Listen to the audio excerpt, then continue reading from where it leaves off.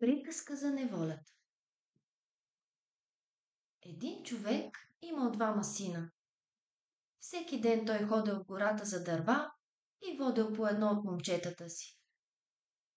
Веднъж изпратил двамината с думите: „Деца, хайде днес сами идете за дърва, пък аз ще остана у дома.“ А те отвърнали: „Добре, тате, ама ако ни се строши колата, кой ще я поправи?“ „Синко, ако се струши колата, викайте неволята.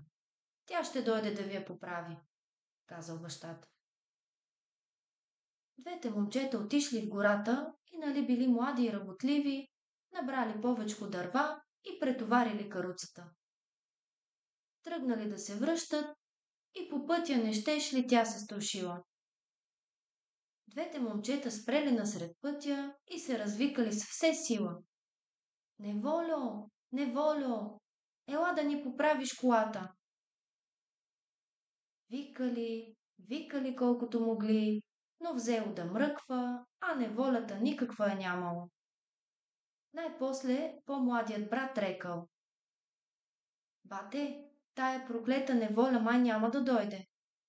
Я да опитаме колкото можем сами да поправим колата.“ А брат му отвърнал: „Може неволята да е навътре в гората и да не чува, затова хайде и двамата да викнем заедно колкото можем.“ Пак викали, викали, та гърлата им се предрали, а нея пак я няма, та няма.